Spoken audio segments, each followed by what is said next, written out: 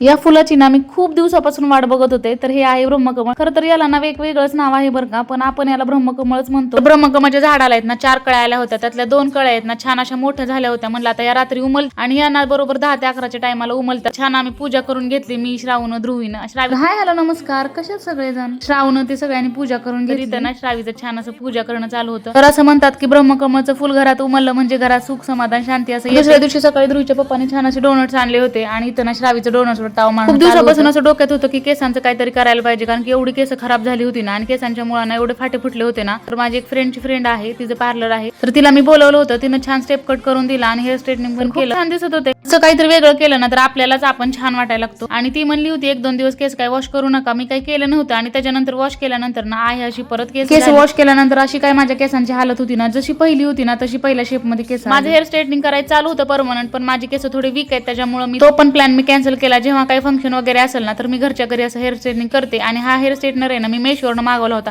अगदी स्वस्तातला मस्त आहे बरं. माझ्याकडे दुसरा पण एक हेअर स्ट्रेटनर आहे, पण मला त्याच्यापेक्षा ना हा हेअर स्ट्रेटनर खूप आवडतो. छान वाटतो हातात पकडायला आणि इझिली केस स्ट्रेट होतात. चला मग व्हिडिओ इथंच एंड करते. आवडला असेल तर चॅनलला नक्की सबस्क्राईब करा. बाय, भेटू नेक्स्ट व्लॉग मध्ये.